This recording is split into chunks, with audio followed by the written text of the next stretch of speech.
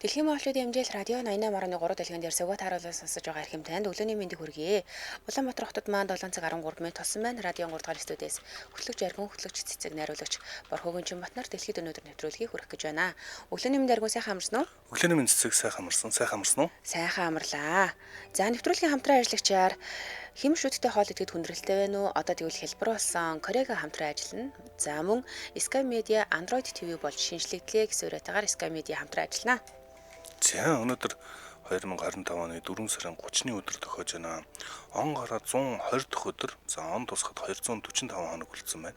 За үргэлжлүүлээ цагийн агарын мэдээлэлтэй танилцсанаа. Хэдүүлээ урьдчилан 5 хоногийн цагийн агарын мэдээлэл танилцуулдаг. За 7 цагийн байдлаар Улаанбаатар хотод бол 1 градусын хүйтэн гэсэн байна. За тэгвэл өдөртөө 12 градусын дулаан, шөнөдөө 2 градусын дулаантай хонноо. Харин маргааш буюу пүрэв гарагт өдөртөө 8 градусын дулаан бол шөнөдөө 6 градусын хүйтэн байна. Харин баасан гарагт өдөртөө 10 градусын дулаан бол шөнөдөө 4 градусын хүйтэн байна. Ирэх бям гарагт буюу амралтын өдрөөр өдөртөө 16 градус бол шөнөдөө 6 градусын дулаан байх нь байна. Харин ням гарагт өдөртөө 9 градусын дулаан байж бороо орох магадлалтай харагдаж байна. За дэлхийд өнөөдөр нэвтрүүлгээр бүгдээрээ 4 сарын 30-нд ямар тэмдэглэлт баяр байгаа тухай танилцъя. Өнөөдөр олон улсын жаз хөгжмийн өдөр юм байна. За цэгийн жаз хөгжимд дуртай юу? Би ер нь тийм зүгээр хаяа нэг хальт сонсоолаа гоё мандал гэж яг нөгөө нэг юм дурлаж сонирхож голд нь орж нөгөө юм автаж сонсдог төрлийн биш. Ер нь би урлагтаа жоохон муу л да. Яасаа. Зүгээр. За сонсгол жоохон муутай гэх юм уу? Сонсгол сайтай болохоор магадгүй илүү нөгөө нэг тийм яг гоё мэдрээд ороод гэдэг ч юм уу. Эсвэл хөгжмийн ямар нэг нот мэддэг болохоор илүү нэг тийм гоё автаж сонсдог юм шиг байлаа шүү дээ. Би болохоор зүгээр л сонсголоор ингээд нэг иймэрхүү юм байна да гэдэг бодоод өнгөрчдөг гэх юм уу? Би ер нь одоо хүртэл жаз хөгжмийг тийм сайн ойлгодгүй. Гэхдээ сүүлд нэг баг багаар нэг ингээл хүчилжиж бараг жаз хөгжмийг ойлгохгүй л тааших гээд оролдож байгаа юм шиг санагддаг. Тэгээд ер нь сонсоход бас нэлээд тийм хэцүү ойлгоход хэцүү хөгжим юм шиг санагдаад байдаг. Тэгсэн чинь манай нэг хамаатны ах надад хэлэхдээ жаз хөгжим үнэхээр гоё шүү дээ. Бүр сүлд донддог байхгүй гэдээ хэлчихсэн. Тэгээд яг үнэхээр одоо жаз хөгжмийг таашаадаг үнэхээр дуртай хүмүүс олон байдаг баг. За хэрвээ та жаз хөгжимд дуртай бол өнөөдөр бас таны нэгэн төрлийн баярын өдөр юм байна. Баяр хүргэе. Тэгээд манай сонсогч дундаас жаз хөгжим сонсдог бол ямар жаз хөгжимд санал болгооч. За бид хоёр ч одоо хоёулаа жаз хөгжимд муу юм байна. Тэгэхээр энэ хөгжмөр ихлээрээ гэд бид хоёр санал болгоод дуртаяа сонсон шүү. Тэмүүлэн Батбол комент хийсэн байна. Нот буруу дарагдах тэр үед хөгжим жаз болж хувирнаа л гэж байна. Нот юу гэнэ? Нот буруу дарагдах тэр үед хөгжим жаз болж хувирнаа л гэж. Харин тийм хөгжмийн онолоор бол жаз хөгжим ерөөсөө тийм утга учиргүй юм шиг санагддаг. Хөгжмийн онолоор яавал хөгжим аккордууд те аккордууд илүү тийм уянгалаг хоорондоо эвссэн дуурах вэ гэж боддог бол жаз бүр хамаагүй хөгжмүүд ил зэрэг тарсан юм шиг маш онцгой маш сонин сонсголонтой тийм аккордуудыг дардаг. За тэгээд тийм тулдаач тэрөө тийм онцгой шинэ мэдрэмж байдаг юм шиг байгаа. За тэгээд дахиад нэг баярын өдөр тохиож байгаа маань. Энэ надад бас их сонирхолтой санагдлаа. Олон улсын хөтөж нохоонуудын өдөр гэж байдаг юм байна. За хөтөж нохоо гэдэг чинь бүр тусгай сургаж гаргаж авдаг. Хүний амьдралыг үнэхээр гайхамшигтай хөнгөлдөг. За нохоо гэдэг чинь бидний хувьд ямар гоё одоо бас үүрэг гүйцэтгэж алт юм гэдэг үнэхээр харуулдаг. Амьтад бол хөтөж нохоо. За энэ хөтөж нохоо хөгжлийн бэрхшээлтэй, харааны бэрхшээлтэй хүмүүст одоо хотоор зорчихт нь за ер нь олон зүйлд жишээ нь нөгөө өөрийн онцгой өвчтөй хүмүүст ч гэсэн зориулж хөтөж нохог бэлдэж өгдөг. За энэ бол амьдралын амж явахын баталгаа нь болж өгдөг. За ийм одоо гавьяатай тийм нохтууд байдаг. За эднүүсийн бас нэг өдөр олон улсын ийм өдөр зориулдаг байх нэ. Сайхан рил үзчихсэн чи хятадын нэг мужидл юм шиг байгаа. Нэг нохоо ингээд нөгөө цэцэрлэгээс сургуулийн бага ангиас ч юм уу нөгөө эзний тарж ирэхийг нэг жоохон охин гарч ирж байгаа байхгүй цөөхөн өрөө. Тэгээ гарч ирэхэд нь ингээд нохоондоо зориулаад жижигхэн тэрэг хийцэн. Тэгээ тэрэгэн дээр нь охин ингээд суучин дөнгөт нохоо нь ингээд шууд хөтлөөл авч явсараад гэрийнхаа үдэнд аваад ирд юм байлээ. Айгүй хөөрхөн санагдсан шүү дээ. Гих мэтчлэн байдлаар олон янзаар ашиглаж болж байгаа. Тэгээд угаасаа ч хүний нөгөө нэг яг имтгэл даадаг үн чамтан дөө тий. За дараагийн мэдээлэл рүү оръё. За дараагийн мэдээлэл өнөөдөр түүхэн төрсэн алдартай хүн хэнийг ярих вэ гэхээр надад 2 хүн байна.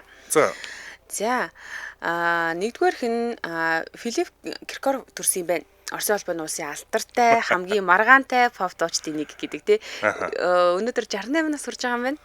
За хоёрдугаарх нь болохоор бид нар нөгөө Хүн Аалз гэдэг киноны Мэри Джейний дүрээр мэддэг Кристен Данстын төрсөдөр юм байна. Энэ хоёрын тухай ярина. Филипп Киркоров саяхан нэг бичлэг нь интернетээр яваад үзсэн үү? Үзээгүй. Тэр ингээд нэг өндөр дээр гарчаад уржигдэр байна уу да нэг тоглолтод л юм шиг байгаа. Өндөр дээр гарчаад ингээд нөгөө гараараа барьсан зүгтээд тэгэд ингээд нөгөө тайзан дээрээсээ дээр өндөрт байгаад байдаг. Тэгээд доошоо буух гэсэн чинь хойноос нөгөө салиуд нь цацж эхэлж байгаа байхгүй. Тэгээд тэр нэг тийм тооцоог л хийсэн гарсан шүү. Салиуд нь гарлуу нь ингээд нөгөө түлээд идэг гарын. Тэгээд самдраа тавьж чадахгүй. Балраа. Тэгээд нөгөө тавихаар ч нөгөө унчих гад тэгээд ерөөсөө ингээд л та гараа ингээд сэрж байгаа түлэгчээ гэсэн тийм гарын сая түлэгцсэн гэсэн тийм бичлэг явж ирсэн. Би ер нь нөгөө энэ Филипп Киркоров Аалла хоёрын яг ингээд нөгөө шууганаас яг дараах нь үеийнх нь нөхгүй одоо ингээд энэ хоёр чинь тийш дээ чамаг төрөөг байхад салсан баха. Төрсөн байхад салсан байлээ. Энэ хоёр намайг төрөөг байхад гэрэлсэн байлээ. Төржсэн жил гэрэлсэн байлээ. 94 онд гэрэлжсэн байлээ. Би ч 94 оных штэ. Тэгээд 94 онд гэрлээ 2005 онд салсан юм байлээ. Тэгээ ингээд угаасаа ингээд нэг юм дараах шууган мүгэн намайг жоохон байхад олоод өнгөрцөн. Гэхдээ юуг нь мэддэггүй гэхээр за ямар ч лээс нэг юм алдартай хоёр Оросын дуучин байдаг даа л гэдэг нэг юм мэдчихэж байгаа байхгүй юу. Тэгээд өчигдөр төрсөдрөөр нь харсан энэ хоёр яаж танилцсан. Тэгээд яагаас салсан бас айгүй сонирхолтой л түүхтэй санагдлаа.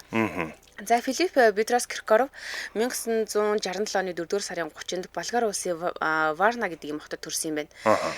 За тэгээд маш олон алдар нэртэй штэ тий зөө эндээс жишээ дуртахад 2008 онд Оросын холбооны улсын ардын жүжигчин цолыг хүртсэн байдаг юм байна. Тэг ер нь багадаа нэлээд бие суултай хөвгөн байсан гэдэг юм байна л да. Ер нь өвдөж гээд байдаг тийм маш удаан хугацаанд өвдөөд хэвтэрт байсан гэдэг тиймэрхүү түүхүүд байлээ. Тэгээд ийм ч учраас аав ээж өрн түүнийг ингээд бусдад ерөөсөө найдаж гэртээ үлдээдэггүй ерөөсөө ингээд дандаа дагуулаа явцдаг. Аав нугасаа алдартай дуучин юм билээ штэ. Хамгийн тайзныг гарч ирэхдээ аавыгаа дагаж гарч ирсэн юм билээ. 1974 онд аавтайгаа хамтраад хүү гэдэг дуулж тайзан дээр гарч ирж исэн гэд. За тэгээд Ааллатай танилцсан түүх надад аягүй сонирхолтой санагцсан. Ингэж чинь Киркоров анха Кристина Обракайте гэдэг ийм энэ хүүхэдтэй найз байсан юм байна л да. Энэ хоёр ч одоо Аалла энэ хоёр ч хооронд 18 насны зүрхтэй юм билээ шүү дээ. Охинтойгоо тий. Ааллагийн охины энэ Кристина гэдэг байгаа. Тэгээд охинтой найзууд байсан юм билээ анх. Охинтой нь үеих гэсэн үг байхгүй тий. Охинтой нь үеих. За ингээд Ааллагийн охинтой ингээд нэг удаа ингээд тэдний гэрт нь хамт яваад очив юм байна л та. Тэгсэн чинь ингээд тоглож байгаад Киркоровт ингээд хүүхдүүдтэй хамт тоглох уйдгартай санагдажсэн учраас ингээд өрөөнүүдээр ингээд тойроод яваа сонирхож исэн юм байна. Тэгээ ингээд ирээдүйн ихнэр болох Ааллаг тэр үед ингээд телевиз үзээ сууж исэн юм байна. Тэгээ ингээ харангуутаа телевизэр дээр юу гарч байгаа сонирн биш Аалла аюу сонирн байсан гинэ. Бүр харцаа салгаж чадахгүй тэгээд ингээд бүр хөсцөм шиг зогсоод исэн. Тэгсэн чинь Аалла нөгөө хөвдөж харчаад явж найзуудтайгаа тоглол юу игээд байгаа юм. Тэгээ ингээд өөрөөс юм болоо тий. Айгу жоохон л хэлсэн гэсэн. Хамгийн анхны дурсамж нь Ааллаг харж исэн хамгийн анхны дурсамж хаваалцж байгаа байхгүй юу. Тэгээ гарч цавал хүүхдүүдээр очиж тоглох гэж явуулсан. Тэгээд өрөөнөөс нь хүүхдүүд гарсан жисэндээ би буцаад өөрийн мэдлгүй очиж хараад суугаад л лээсэн. Энэ миний анхны Ааллаг харсан тохиолдол лээсэн гэж хэлсэн байлээ. Бараг анхны жоохон хүүхд тахта дурлсан гэж яриад байгаа юм шүү. Гэтэ айгу сонь нэг сони юм байна. Ааллаг Киркоров хоёрын хувь тайланг Ванга хүртэл зөгнсөн байдیں۔ Гинэ. Амар сонирхолтой. Филиппиг нөгөө жоохон бахтаа ингээд өвдчихдөг байсан гэсэн шүү дээ. Тэгээ нилийн хүнд өвдөд удаан хэвтэртэйсэн юм байна. Тэгсэн чинь Ванга хүүтэн 3 хоногийн дараа анх харсан бүсгүүтийгээ гэрлэх юм байна гэж хэлсэн юм байна л та. Тэгээд хэд хоногийн дараа нөгөө хүүн ингээд өвдөж байгаа ухаан ороод ингээд дөнгөж ухаан ороод ингээд харсан чинь аав нь телевиз үзээ сууж исэн. Тэгээ аав нь телевиз үзээ сууж исэн чинь тэр телевиз дээр Ааллаг тайзнаа урьж дуудаж исэн гинэ. Эвэр сэсэний вердэг. Тэгээ танилцсан түүх нь бол ямар ч хэлсэн өөрийнх нь хэлж байгаагаар ярьж байгаагаар бол ийм сонирхолтой юм байлээ. За ингээд Киркоров хөгжмийн коллежид илсээд 2 дугаар курсээс маш амжилттай олон танигдаж эхэлсэн. Тэгээд 1988 оноос Алла Пугачеватай хамтарч дуулж эхэлсэн юм билээ. За энэ хоёр хамтдаа 6 жил хамт дууллаа, амжилттай байлаа. 1994 оны 4-р сарын 30-нд буюу Филиппи яг төрсөн өдрөөр түүний ээж нь удаан хэвтэртэйсээр агаад яг нас орсон юм байна л да. Төрсөн өдрөөр нас орж таарсан. Тэгээ ээжигээ Болгарт оршуулсныхаа дараагаар шууд Израиль руу аялан тоглолт хийхээр шийдсэн гинэ. Аалатай хамт тэгээд Христийн хамгийн ариун газар гэгдэх Иерусалимд Аала Киркоров хоёр ингээд гинт хормоо хийсэн. Энэ бол олон нийтэд бол үнэхээр сюрприз байсан билээ. Огцонсон байна. Тэгсэн билээ. Тэгээд Аалагийн хувьд бол энэ бол түүний 4 дахь гэрлэлт байсан.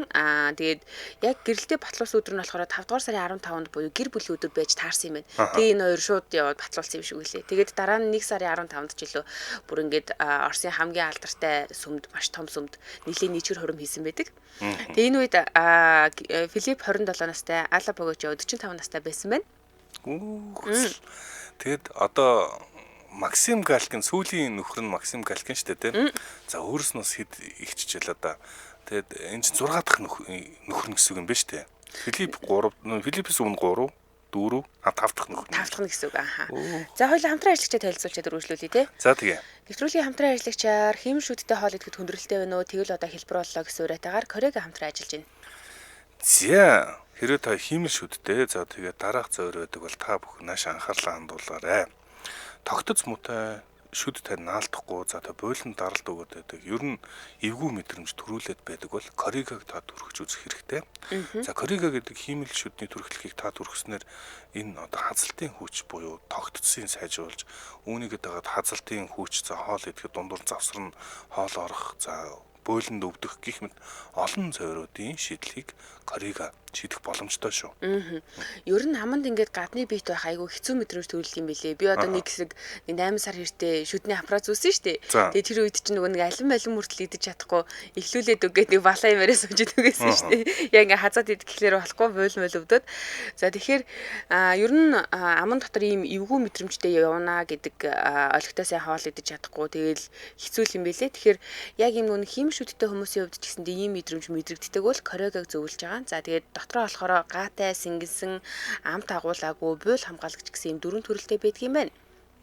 За тэгвэл энэс гадна Корига Max Seal гэдэг юм шинэ бүтээгдэхүүн худалдаанд гарсан байна. За энэ болохоор хийм шүд болон шүдний завсар хоолны үйлдэгдэл орохоос 5 дахин илүү хамгаалт ингэнэ. Тэр нөгөө нэг юм зайнуудыг хооронд нь аягүй сайн бэхлээд хүчтэй юм шиг байна. За мөн нарийн хушуу нь хийм шүдний бүх хэсэгт жигд түрхэх боломжийг олгодог бат бөх удаан барилттай гэсэн байна. Одоо нөгөө шүднүүд чинь хооронд ингээ жоохон завсаргаа тэр хооронд орох тийм нарийн хушуутай юм шинэ бүтээгдэхүүн болж таарлаа л да. За мөнөөс гадна Корига биоформула гэж байгаа шүд цэвэрлэх шахмал таблет юм байна. Шууд ингээд цэвэрлжиж болдог. Шахамлыг бүлээн аяхтаа усанд ингээд уусгаад дотор нь хиймэл шүдээ 3-5 минут хийж цэвэрлэх ингэнэ. Тэгээ ингэсэн тохиолдолд амны эвгүүнээр устгадаг бактерийг 90% устгах чинь мөн хиймэл шүдэн дээрх толбыг арилгаж таны хиймэл шүдэнд шинэлэг байдлыг мэдрүүлнэ гэсэн юм хоёр бүтээгдэхүүн шинээр гарсан байгаа юм байна. За тэгэхээр манай радиог сонсож байгаа хиймэл шүд өөрөө ашигладаг эсвэл хиймэл шүд таны ойр дотны хүн ашигладаг хүн байвал Коригаг санал болгох хэрэгтэй. За дотны хүмүүс туггуутад байдгийг та анзаарсан бол Коригагээ тэмдэглээд тогтоогоод аваарай. Коригаг бүх хэмжээ сонгодоор худалдаалж байгаа. За тэгэд болоогүй мөн ийм ортол намингийн сүлжээ дэлгүүрүүдээр ч зарагдаж байгаа. Тэгэхээр та ийм ортол намингийн сүлжээ дэлгүүрүүдээр ороод бас хайртай дотны хүндээ эсвэл өөртөө Коригаг худалдан авах боломжтой шүү. За илүү дэлгэрэнгүй мэдээллийг авъя гэвэл шүдний тагна гэд хайвал Facebook пэйж нь аль бисны пэйж нэгаа. Та бүхэн ийш нь ороод дэлгэрэнгүй мэдээллийг аваарай. Бас лайк дарчаарай. За баярлалаа. Манай нэвтрүүлэгтээ хэм шүдтэй хоол идэхэд хүндрэлтэй байгаа бол одоо Корига танд туслана. Корига хамтран ажилласан баярлалаа. Баярлалаа. За ингээд ямар ч байсан манай хоёр маань гэрэлцэн байж байгаа 2005 онд Альбиасаар салж байгаа мэдэгдсэн. Тэгээ салах шалтгаан нь юу гэсэн Филиппийн санхүүгийн нөхцөл байдалд нэлээд доголдол үүссэн. Тэгээ энээсээ болоод салсан гэдэг юм байна. Угаасаа ер нь Аала Филиппийн маш олон дуу клипийг санхүүжүүлж исэн юм байна. Тийм үү гэж мэдээгүй юм шиг. Би бол мэдээгүй болохоор л ийм үү гэж бодсон. Яалтчгүй нөгөө манай биднээс нэг арай жоохон өмнөх үе ихэлтэй. Тий, Аала Богочо ч угийн зүйлд холбоот улсаас байхаас 90 оноос өмнө 90 он гарахад аль хэдийн Оросын баг энэ одоо entertainment ертөнцийн их одоо заалмаас их гэж ярьдаг шүү дээ. Бүгдийг бадцсан байсан гэж яриад байдаг тийм. Бүгдийг баддаг байсан. За маш нэр нөлөөтэй хүн. Тийм ээ. Тэгээ яг нөгөө салсан ч гэсэндээ биендээ маш хүндэтгэлтэй ханддаг ийм хүмүүс юм байна л да. 2011 оны 11 дугаар сарын 26-нд Филипп охинтой болжээ. За. За тэгээд Алла Виктория гэж нэрлсэн юм байна охиноо. Виктория гэдэг нь ээжийнх нь нэр бол Алла гэдэг нь бол мэдээж X-ийнх нь нэр. За тэгээ мөн 2012 оны 6 дугаар сарын 29-нд Мартин гэдэг ийм хүүтэй болсон. Тэгээд энэ хүүг болохоор тэгч ихийн тусламжтайгаар төрүүлсэн гинэ. 47 наснд аа болсон гэж хэлж болно. Тэгээд юутай 2 хүүтэй 1 охинтой юм шиг байна. 2 хүүг нь хоёулангийн тэгч ихт төрүүлсэн гэсэн. Тэгээд ер нь ямар хүн байд юм болоо гэд ингээд нилээ хайж үзтгэл юм байна л та хүмүүс. Тэгсэн чинь энэ нь Филиппийн эртний найз тэгээд ийм Америк бүсгүй байдаг гэж шүү шар үстэй цэнхэр нүдтэй. Ийм тэгч ихээс 2 хүүтэй болжээ. За тэгээ Монголд бол 2 удаа ирж исэн юм билээ. Харин би 1 удаа ирсэн бол бат санаад байна. Тоолд болж исэн. Нөгөө их Монгол улс байгуулагдсны 800 жилийн айн урилгаар Монголд 2 дахь удаага ирж исэн. Хамгийн анхны удаа бол нөгөө Боинг компани захирал жаргал сайхан урьж авчирч исэн юм билээ шүү дээ. Ингээ 2 удаа ирж исэн. За тэгээд түүний өндөр нь 198 см нэлээд өндөр юм биш үү? Оо, метр 98. Бараг 2 метр гэсэн үг шүү. Тийм айгүй өндөр юм билээ. Сонин. Тэгээд эргэн тойрны хүмүүс нь юу гэж ярьдггүй гэхэлэр ер нь харьцахад жоохон зан ааш нь жоохон хэцүү дээ. Ер нь л жоохон адаар хэцүү ааштай гэж ярьд юм билээ. Тэгээд 100 дахь тоглолт нь Сочи хотод болсон нэлээд өргөн дэлгэр болсон байт юм билээ. Генсийн номонд бүртгүүлсэн байдаг. Тэгээ ер нь бол өөрөө онгоцоор нисэх харанхуугаас айдгаа гэсэн ийм хүн юм байна. За түүний талаар ингээд мэддгүү нэг нь мэдлээ. Одоо би юм юу бол зүгээр нэрийг сонсгоод цаашгүй байсан шүү дээ. За ийм хүн байдаг гэдсэн бол амьдралынхаа түүх их нэртэйгээ яаж танилцсан гэх мэтчлэн иймэрхүү мэдээлэлтэй боллоо. За дэлхийд өнөөдөр нэвтрүүлэг хөргүүлж байна. Дэлхийд өнөөдөр нэвтрүүлгээр дараагийн болгонгор бүгдээрээ гоё маш сонирхолтой сэдв ярина. За энэ сэдвт би бас нэлээд л одоо өөрийн хэмжээнд уншаад нэг тийм ойлгоцоо авчаад ярих хичээлээ л дээ. Романовын гэр бүл буюу Оросын хааны гэр бүл домог энэ өдөр тайлагдчихсэн байна. 2008 оны 4 сарын 30-нд Романовын гэр бүлийн домог эцэслэгдсэн. За тэгэхээр Романовын гэр бүлийн домог гэж яг юу яриад байгаа юм? Оросын хааны гэр бүл. Энэ маш олон хүмүүсийн анхаарлыг татдаг ерөөсөө домог болсон яриануд байдаг. Тэр байтугай домог дээр нь суурилж кино гарсныг бүгдээрээ санаж байгаа. Анастасия гэдэг хүүхэлтэй ангина гарч ирсэн. Бүгд үзсэн баг. За энэ хүүхэлтэй кино бол 1997 онд гарч ирсэн. Тэгэд Романовын бас гэр бүлийн тайлагдаагүй үлдсэн домгоос нь болоод л ингээл яриа болоод явж исэн юм сэдв нь энэ өдөр эзлэгдэжсэн байна. Тэгэхээр эргээд бүгдээрээ Романовын гэр бүл буюу Оросын хааны гэр бүлийн тухай энэ домог нь юу вэ гэдэг тухай ярьж эхлэе. За 1917 онд Орос улсад большевикууд хувьсгал гаргасан. За ингээд улаан цагаанаараа Оросууд 2 хуваагдаад хаана огцруулсан байдаг. Николай 2 дугаар хааныг огцруулад за хааны гэр бүлийнхнийг алаагүй Ипатьевын байшинд хорж исэн байна. Екатеринбург за тэр үеийнхэр бол Свердловскотын онолцоо Ипатьев гэдэг ийм байшинд онжсэн. Ипатьевын байшин байлгаж исэн. За Ипатьевын байшныг бүгдээрээ одоо манай найруулагч хөгөөж явах зургуудын. За хааны гэр бүл амьд байх нь яг үнэндээ бас жоохон эрсдэлтэй байгаад байгаа юм. Яг тэгэхээр одоо цагаантнууд байлдаж байгаа шүү дээ. Цагаантнууд хаан засгийг буцаад сэргэнэ гэд хааныг авчих юм бол одоо цагаантнуудыг дэмжих дэмжлэг нь нэмэгдэх гэдэг. За энэ үед бол одоо бүгд л улаантан гэж юу вэ, цагаантан гэж юу вэ гэж ойлгоол бүх ард түмэн энэнийг ингээл ойлгол хоёр тал болоод байсан юм биш л те. Байлдаж ирсэн эсвэл ингээ хоёр тал болоод ингээд одоо байлдаж исэн. Тэгээ хаан гэдэг хүний бариад хаан гарч ирд үг хэлээд эхлүүл тэр чинь угаасаа дагагчд нь автомат зөв хаанууд багцсан дээр гих магадлал маш өндөр болохоор хааны гэр бүл большевик буюу улаантнуудын хувьд маш тийм үн цэнтэй юм шиг мөртлөө эрсдэлтэй хөрөнгө гэх юм уу одоо хүзэр байгаад байсан байхгүй. За ингээд 1918 онд Оросын иргэний тань нэлээд ширүүсэд цагаантнууд газар авч эхэлсэн. Цагаантнууд Екатеринбург руу ядаж байхдаа ойртож эхэлсэн. За Екатеринбургт хэн байгаа вэ гэхээр хааны гэр бүлийнхэн байгаа. За ингээд большевикууд айсан гэж ярьдаг. Хин тушаал өгснэг хийлдэггүй. Гэхдээ Ленин, Владимир Ильич Ленин өөрөө энд оролцсон тушаал өгөхөд оролцсон байхаас гарцаагүй гэж түүхчд бол үздэг. За ямар ч тааж ингэж үзсэн. Хэрвээ Романовуудыг цагаантнууд аврах юм бол дахин хаан ширэнд залаад за бид нар тайнд ялагдчих магадгүй. Гэт магадгүй алах тушаал өгсөн гэдэг. За алах тушаалын тухай ерөөсөө юуч байдгүй. За бүгдээрээ байж. За ингээд энэ хааны гэр бүлийг бүрэн устгах шийдвэр гаргасан. Бид нар энийг яаж мэдж байгаа вэ гэхээр 1991 онд хожимо нууцын цэргэлд авсан байсан материалууд нь ил болсон байдаг. Зүйлд бол бодулсан юм. 1918 оны 7 сарын 17-ны шөнө одоо энэ Ипачевын байранд байгаа Романовихныг сэрээгээд эрхэм дээдсээ таныг аюулгүй байдлын үүднээс өөр газар руу нүүлгэх гэж байна гэд зойронд хүлээлгэжсэн. Зойрлуу тэр байрныхаа Ипачевын байрны зойронд нь хүлээлгэжсэн байна.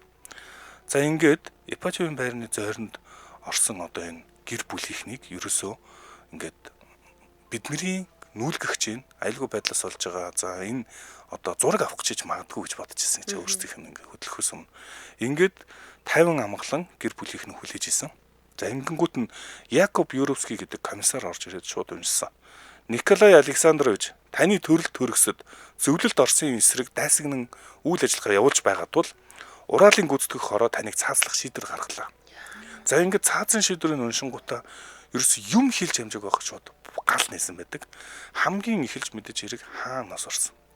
За тэгэд хүүхдүүд нь яасан бэ гэсэн чинь энэ их сонирхолтой. Хожимоо энэ протоколд нүүлсэн байдаг. Сумууд нь ойгоод исэн. Тэгэд нөгөө эн чинь одоо юу ч мэдгүй зөвлөлтийн хитэн одоо цэргүүд орж ирээд сум нээсэн чинь сум нь ойгоод уцанд нь ойгоод исэн чинь хожимоо тодорхой болсон. Энэ нөгөө хаадын гэр бүлд чинь тусгай хойж өгсөн юм нэхмэл юунууд гинжин нэхмэлүүд юунууд гэдэг юм ба шүү дээ. Одоо ингээ барьдаг нэг эмэгтэй хүмүүсийн өмсдөг юм чинь корсет марсетны юм тусгай хамгаалалт болж дараа. Тэгээд хүүхдүүд нь хөхгүй амьд байгаад байсан. За энэ дундаас 2 хүүхэд нь амьд үлдсэн байсан. Бүр сүүлд нь хүүрүүдийн аваа зөөж яхад нь хүртэл амьсгал хураагаагүйсэн гэдэг. За эднээс нь толгойн тус газар нь буудаж, за зарим нь худгаар амийн гүйцэтгээд тэгээд чирч авч гарсан гэсэн ийм протокол сүүлд нь ил болсон байдаг. За хүүхдүүдийг ч ингээд өршөөгөөг байдаг. Тэгээд хамгийн гол нь цааз ховсгал төр хааныг цаазаар авснаа бол зарлсан. Гэхдээ гэр бүлийн цаазаар авсан гэж хэлээгүй, зарлаагүй. Яагаад зарлаагүй гэхээр энэ чинь аимшигт зэрлэг шүү дээ. За хаан алчиж болно гэхдээ яагаад гэр бүлийг алж байгаа. Тийх ямар шаардлага вэ? Гэхдээ ийм зэрлэг байдлаар яагаад алж байгаа ингээл бүх асуудалд орох учраас магадгүй хойсголт төр холжигаад энэ одоо хааны гэр бүлийг халсан гэж хэлээгүй байгаа юм. За ингээд одоо тэгвэл хааны гэр бүл хаанаа юм бэ? Энд чинь ингээд бүүн домог үсэж штэ. За хаанаа тэгвэл хаанаа ингээл. Тэгэл одоо ойлгомжгүй тайлбар зөвлөлт холбоотуулсан засаг ингээд явуулсаар байсан юм лээ. Гэхдээ энд нэг нота байсан анханасаа тодорхой байсан. За хаана алдсан бол гэр бүл нь яагаад юм бэ? Романовын гэр бүл хайдсан бэ гэдэг асуудал ерөөсөө л өнгөрсөн зууны турш ерөөсөө хамгийн гол сэдэв байсаар ирсэн байна. Домог байсаар ирсэн. За тэгэд түрүүн хэлсэн эдгээр зэргүүдийг хожимд байцаалт аваад протокол үүдэж нууцлалт авсан хожимоо 91 он зөвлөлт засаг унахад энэ нууцын зэргээс нь гаргаад олон дийл болцсноор бид нар мэдсэн байна. За ингээд 91 онд бид нар юу олж мэдсэн бэхээр 2 юм олж мэдсэн. За нэгдүгээр энтнээс үнэхээр гэр бүлээр цаацсан байна. Батны. За тэгсэн чинь 1976 онд одоо 2 түүхч хайж аваад энэ Екатеринбургийн ойролцоо ой дотор хайж аваад булш алсан байдаг. Энэ Романовын гэр бүлийн булш байсныг нь төрүүлээд мэдсэн. Гэхдээ тэр түүхчд бол нуужсэн байгаа юм. Энийг олцсноо. За ингээ 91 онд ингээд энэ болгон чинь Романовын гэр бүлийн булш хаанахаг мэднэ. Тэнд байгаа гэд үнэхээр очтол Романовын гэр бүлийн булш байсан. Энэ тогтогдсон 91 онд. Гэхдээ дахиад домог үлдсэн. 2 хүүний цогцолтойгоо. Цогцолтойгоо. За ингэнгүүт за тэгвэл 2 хүн хайцсан бэ. Энэ хэн бэ? Амьд үлдсэн юм биш үү гэдэг томог бас үргэлжлээд байсан. 91 оноос хойш. За тийм учраас бүгдээрээ санаж байгаа бол Анастасия гэдэг хүүхэлдэйн киног санаж байгаа тийм. За 97 онд хийгдсэн хүүхэлдэйн кино. За 97 онд хийгдсэн гэдэг чинь 91 оны энэ домгоос болоод Анастасия гэдэг яг одоо хит болоод ингэт нь сүүлчийн Романов буюу Романовын гэр бүлийн амьд үлдсэн охин Анастасия юм шүү. Энэ амьд байгаа юм биш үү гэдгээр кино хийгээд байсан байна. За Анастасия руу бүгдээрээ эргээд нэг Анастасия яагаад амьд байгаа вэ гэдэг яриа байдаг тухай яри. За 1920 онд за энэ үйл явдлаас хойш Берлинд нэг бүсгүй гол руу амиа орлохоор үсэрсэн байдаг. За энэ эмэгтэй одоо авраад авчиртал сэтгцийн асуудалтай эмэгтэй. За сэтгцийн эмнэлэгт авдсан чинь тэр эмэгтэй өөрийгөө юу гэсэн бэхээр би бол Анастасия Романов яана гэж мэдгдсэн байгаа энэ эмэгтэй. Гэр бүлийнхнийг нүдэн дээрээ халтаад за Ана Андерсон гэж өөрийгөө танилцуулсан. Гэтэ миний жинхэнээр бол би гүнж мөө. Би Романовын гэр бүлд өссөн. Би бол Анастасия Романов гэж өөрийгөө зарласан. Энэ бүсгүй хааны ордон дотор байсан хожуудыг нь маш сайн мэдчихсэн. За Николай 2 дугаар хаан Анастасия охин Швейпчик гэж очилдог гэсэн юм байна. За ингэж очилдог дуудаа одоо инхрийлээд зарим үрээ онцгойгоор дууддаг шүү дээ аль байсны нэрнээс нь. Аав нь ингэж дуудгийг мэддэг хүн гэр бүлийнхэн маш дотны хүмүүс дундаас өөр хүмүүс мэддэггүй байсан. Тэгсэн чинь энэ Ана Андерсон мэдээд байдаг. Намааг аав, миний хайртай аав гэдэг. Хайртай аав гэж дууддагаас хэлээд. Тэгээд Швейпчик гэж дууддаг байсан. За тэгэхэд энэ хааж исэн зүгээр ингээд нөгөө Польш гаралтай гэх юм уу одоо Польш гаралтай юм шиг Германд ажиллаж исэн энэ бүсгүй яаж одоо хаатын өрөө хаалганыг бүгдийг нэрлээд байгаа юм. Тийм өрөө байсан. Энэ ч би ингэ тоглодог байсан.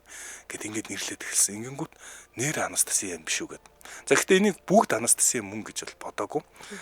Тал нь бол ямар адилхан царайтай юм бэ гэд бас үнэхээр хүлээн зөвшөөрч. Тэгээд мэдэх боломжгүй зүгээр нэг юм үйлдвэрийн ажилчин мэдэх боломжгүй мэдээллүүд яаж мэдээд байгаа юм бэ те. Швейпчик гэж дуудаж ирсэн яг ер нь ингэснэг гэд. Ингээд ийм бас домог дээр домог нэмж чинь л та.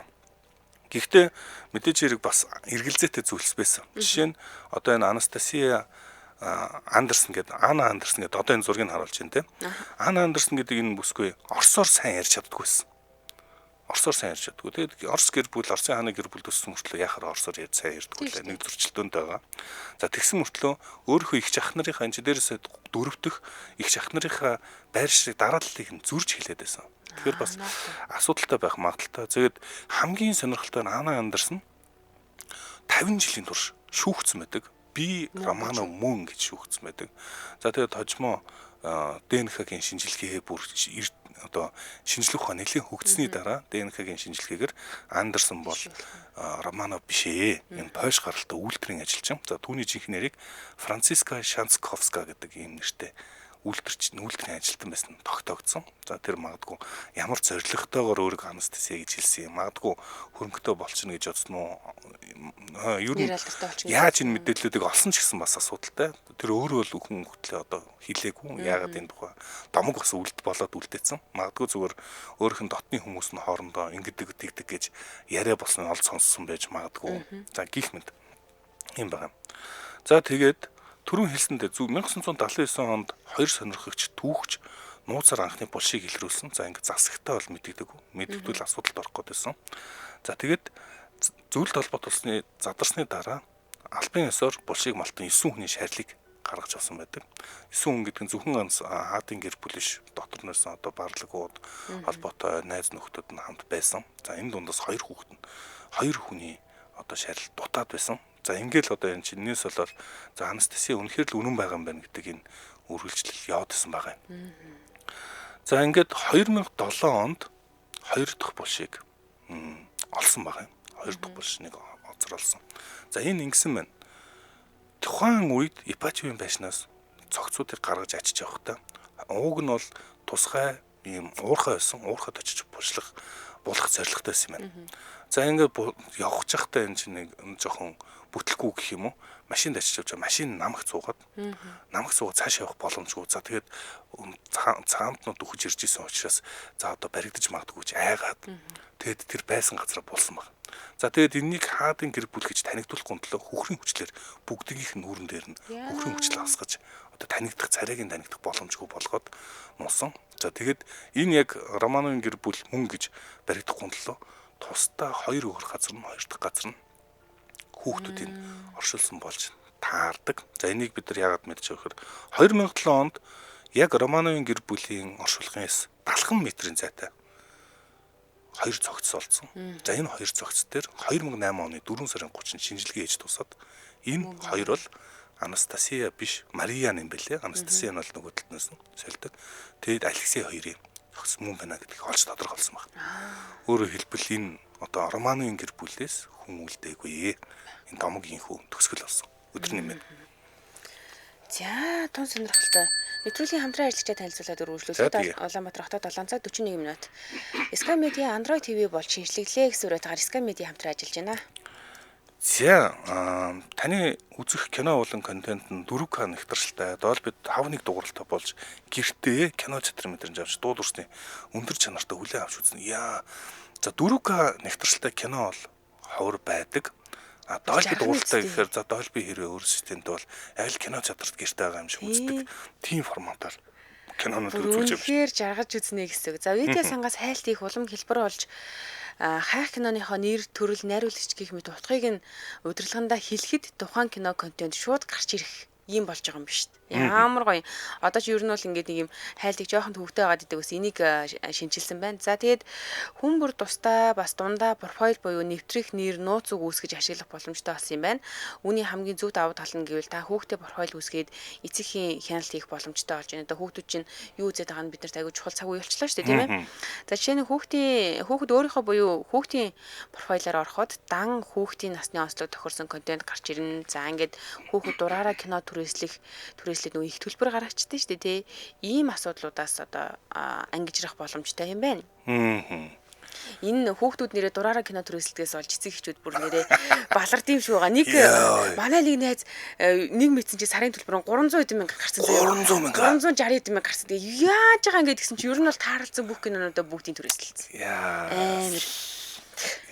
За тэгээ шинэ бас хурдан Android TV-д хөрөмжийн бас нэгэн гамшигтай давуу тал нь таны зураг тухайлаг биш байлаа ч гэсэн аль биесны онцгой хэрэгтэй YouTube болон Netflix аппликейшнуудыг шууд ашиглах боломжтой юм байна.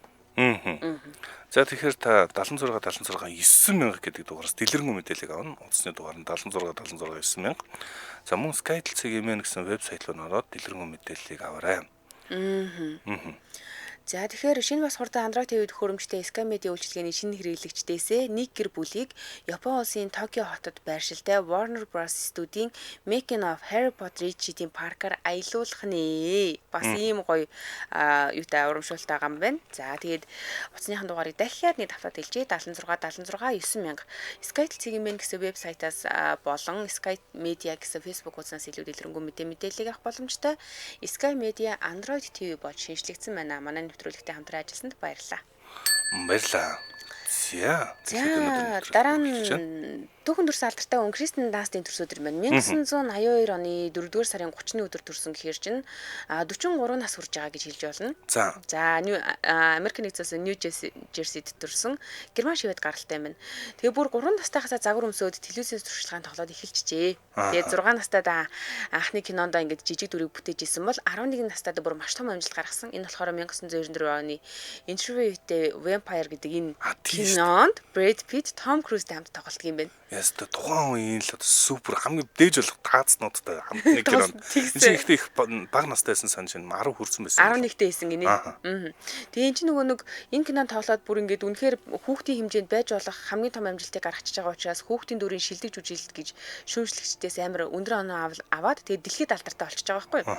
Гэхдээ бүр яг ингээд нөгөө нэг багаасаа олон нийтийн анхааралд орсон сэтгэл зүйн хувьд их дарамтлж исэн гинэ. Одоо өөрөө эргээд ярихад. Тэгээд 2002-оос 2007 онуудад бид нэр Spider-Man сурвалт Mary Jane Watson-ы дүрээр сайн мэдж байгаа шүү дээ, тийм ээ. За ингээд бүр алдартай болоод тэгээд яг энэ үедээ болохоор Bring It On, Virgin Suicides, Mary Antoinette гэх мэтчлийн кинонуудад тоглосон юм байна. Тэгээ энэ кинонуудад тоглосноор яасан гэхээр өсвөр үеийнхний дунд нэлээд алдаршсан. За тэгээ бүр хөвгүүдийн мөрөөдлийн охин гэдэг ийм нэг ийм альбан бус цолыг хүртэл хүртчихэж байж л дээ. За тэгээд яг энэ үед болохоор түүнийг бас нэг хамгийн алдартай болгож исэн дуулан шуган тарьж исэн дээшигээ бүр нэр алдрын оргил руу шидсэн зүйл бол нөгөө Spider-Man-ы алдартай үнсэлтэй идэг штэ тий. Spider-Man доошоо ингэж нөгөө нэг бууж ирээд Mary Jane урдаас доод уруулын дээд уруулаараа үнсдэг ба. Тэгээд тэр чи бороо орж идэг өглөө тий. Энэ үнсэлт нь бүр түүнийг ингэж нөгөө алдартай болгоод угаасаа кино урлагийн түүхэнд дэх хамгийн шилдэг үнсэлтүүдийн нэг гэдэг энэ жагсаалтанд нэлийн дээгүүр барь орт эзэлт юм байна л та энэ үнсэлт. За ингээл нэр алдар нь бүр ингээл түгээл нэлээ ийм алдартай болчихж байгаа. Гэхдээ яг энэ үеэсээ буюу тий 2000-аад оны дундуур нэлээ сэтгэл готролд орсон юм байна. За ер нь өөрийнх нь үзэж байгаагаар яаж исэн гэхээр энэ өөрийнх нь тухай тоглож исэн кинонууд болохоор зөвхөн л өөрийг ингээл нэг юм хөөхөн тэгэл нэг юм сайхан охин дүрээр л харуулад байдаг. Гэтэл яг ингээд ийм жүжиглэлт шаардсан ийм мэрэгжлийн ур чадвар шаардсан дүрүүд түн дөрөөсөө олдохгүйсэн юм л дээ. Зүгээр л ингээл байдаг нэг юм бар биш хөөхөн. Тэгэд энэ өөрийнх нь хувьд хитрхийн нэг талыг барьсан ийм байснаас болоод жоохон сэтгэл дундуур байгаад тэгээд ер нь хүнд дүрүүд бүтээхийг хүсээд исэн юм байна. За ингээд ер нь олонний нүдэнд тэгш төртөмхий байгаад байсан. Нэг талаас хүмүүс маш их хүсэмжилдэг байсан залуучууд, нөгөө талаас бол маш их шүүмжилдэг байсан охтууд. За энэс болоо сэтгэл готролд орсон гэж юм. Тэгээд ер нь өөрөө энийг нэлээд хүлээн зөвшөөрсөн байт юм байна. Би сэтгэл готрлыг сул дорой байдлын шинж тэмдэг гэж боддгоо. Энэ бол өвчин эмчлэгдэх ёстой зүйл гэж нэлийн энтэйгээ тэмцсэн байна. 2000-ад оны үед ороод 2008 онд ингэж шийдээд эмчилгээ хийлгэж эхэлсэн гэдэг чинь ер нь бол 8 жил орчим ийм сэтгэл дундуур байдалтайгаа амьдэрсэн гэж хэлж болно. Тэгээ ер нь яг энэ сэтгэл готрлыг даван туулж гарч ирж чадсан гэдгээ 2011 онд баталж харуулсан байдаг. За энэ бол Милен Холиа гэдэг ийм кинод тоглосон. Энэ кино ер нь кино шүүмжлэгчид дундаа IMDb үзүүлэлтээр ч гэсэндээ нэлийн дээгүүр явд юм билээ. Тэгээд найруулагч нь бас алдартай юм билээ. Lars von Trier гэдэг энэ найруулагч нэлийн алдартай найруулагч юм билээ. Энд жүжиглэлтийг маш сайн гаргаж харуулсан гинэ. Тэгээд энэ угаасаа Канны кино наадмаас шилдэг эмэгтэй гол дүрийн шагналыг хүртсэн ийм кино болсон юм байна. Тэгээд энэний араас 2021 онд Power of the Dogs гэдэг ийм кинонд тоглоод Оскарт анх удаа шилдэг эмэгтэй туслах дүрийн төрөлд нэр дэвшиж байгаа. Тэгээд энэс өмнө болохоор юу хүсээд исэн гэхээр жинхнээс ийм сайн дүр бүтээгээл Оскарт нэр дэвших хэмжээний кино бүтээгээл өөрөө Оскарт нэр дэвшмээр байгаа гэдэг. Гэтэл бүр ингээд 11 настайдаа эхэлсэн карьер нь 2021 онд дөнгөж Оскарт нэр дэвшснээр ингэж одоо өөрийнхөө энэ сэтгэл готрлыг даван туулсан гэдгээ зарлан томхогсон гэх юм уу? Тэгээ ерөөхдөө л нөгөө баг багтасаа энэ стат штэ энэ стат хүүхэд гэж яригддаг байснаас шилжээд жинхнээсээ жүжигчин болж байгаа гэж хэлж болох юм бэл. За манай нэвтрүүлгийг Гарж Жанжуулангийн анхны ундрагаас авсан Рашан хандгаатай Жанжуулан дэмжин ажиллаж байна. Хандгаатай Жанжуулан Рашаны их ундрагыг бохирдуулахгүйгээр он удаан хугацаанд онгон дагшин байдлаар нь хадгалах хойч үедээ өвлүүлэн үлдээ хүүднээс 2011 онд ундрагаас нь онцгой хамгаалтанд авч хэрэглэгч олонд өргөх зорилгоор хүнсний эрүүл ахуйн шаардлага хангасан савлгаатаар үйлдвэрлэж эхэлж байна. За та өөрийн болон хайртай хүмүүсийн эрүүл мэндийг даатгаж дэлхийн өрсөлдөх үндэсний үйлдвэрлэл үндэсний брэндэд дэмжээрэй. За захиалгын утас нь 88-5 37 73 байна. 88-5 37 73 хандгаатай Жанжуулан дэмжиж ажиллаа баярлаа. За баярлаа. За дэлхийд өнөөдөр нэвтрүүлгээр тавчхан нэгэн түүхийг бас дэлгэж ярих гэж бодлоо. 1943 онд болж исэн. За энэ түүх бол машинцсан мах гэдэг нэртэй юм тусгай ажиллагаа хийгдэж исэн юм байна. 43 оны 4 сарын 30-нд машинцсан мах Operation Mincemeat гэдэг алдартай дэлхийн 2 дугаар дайны бас хамгийн алдартай маш олон кинонууд сэдэв болсон үйл явдлын үед болж исэн байдаг. За энэ яасан бэхээр британчууд холбоотнууд Гитлер одоо нацист Германд өмнөд хэсэгт газардах нь тодорхой байсан. За далайгаар эзлээд өмнөд хэсгээр ямар ч гэсэн Европ их газар руу буух гэдээсэн. Хаана буух вэ гэдэг нь ойлгомжгүй байгаад байсан. За Сицил гэдэг арал Италийн арал гэдэг Сицил арлаас эхлэх байх гэсэн таамаг лайлал нь бол байсан. Сицил арал дээр буумар байсан ч британчууд энийг нь хуурах нэгэн төлөвлөгөө хэрэгжүүлсэн. Энэ нь амжилттай болсноор үнэхээр түүхэндх хамгийн гайхамшигтай супер тагнуулын ажиллагаа болсон гэж үздэг. За яасан бэ гэхээр британчууд нэгэн одоо нас орсон хүний цогцыг аваад за тэр хүнийхээ биед нь баахан ингээд нөгөө зориултын цэргийн хувцс өмсүүлээд карманд янз янзын зураг хөрөг захиа махиа бүх юм маш өнөмшлтэйгээр зохиогоод тэгэд Испани хэрэг дээр аваад тайцсан баг юм. Өөрөөр хэлбэл нас орсон адмирал том цэргийн тушаалтан гэж англичууд харуулахыг хүсэж исэн. За ингээд испанчууд энийг нь олоод тэгэд испанчууд ууг нь энэ үед штэ тэ Испани ирэг дээр шүү дээ. Бүр ингээд германчуудад биш испанчууд германчуудад дамжуулахгүй ч болно штэ. Ийм хүн олсон юм тусгай бид нар нууц мэдээлэл мэдлээ гэдгээ. Тэгэд англичууд юу гэж бодсон бэ гэхээр испанчууд цаашаа дамжуулна мэдчих ингээд. Үнэхээр испанчууд дамжуулсан байдаг. За дамжуулаад германчууд юу гэж бодсон бэ? Гитлер хүртэл энэ мэдээллийг олж мэдээд тэр хүний карманаас олсон бүр тэр хүнтэй холбоотой бүхэл ертөнц зохион бүтээсэн байгаа. Ингээ яг жинхэнэ хүн байсан юм шиг. За тэгээд энд нь Гитлер итгээд англичууд Сицил арал руу грек рүү буух гээд байна гэж одоо тийшээ зэрэг хөдөлгдсөн. За энэ үед нь Сицил арал дээр буугаад амжилттай холбоотнууд ингэж ажиллагаа цэргийн нэг ажиллагаагаа гаргасан байдаг. Тэгэд яагаад энэ түүх өөрөө сонирхолтой вэ гэхээр энэ хүний цогцос гэх юм уу. Энэ хүн энгийн нэг зогсож байгаа хүн байсан. Тэгээд энэ хүний цогцос үхснийхээ дараа олон мянган хүний амийг аварсан гэдэг алдартай юм дүр болж өөрдөг. Тэгэхээр одоо бас их сонирхолтой юу байгаа зү тэ. Тийм ээ. Одоо нас орсныхаа дараа ч олон хүний амьдралд одоо тос Тосолж. болсон ийм сонирхолтой түүх болж ирсэн юм байна. 4 сарын 30-нд инхүү Operation Mincemeat Meat амжилттай болж ижээ. За энэ төрөд маань нэвтрүүлгийн өндөрлөх цаг болсон байна. Нэвтрүүлэгтээ хим шүтэ хоол идэхэд хүндрэлтэй байна уу? Тэгвэл одоо хэлбэр боллоо гэсэн үрэтэйгээр Корегийн хамтран ажилласан. За мөн Sky Media, Android TV болж шинжлэглээ гэсэн үрэтэйгээр хамтран ажилласан. Баярлалаа. Сонсогч та өргөжлүүлээд 8 цагаас радио мэдээг үлээн онцороо 8 цаг 10 минутаас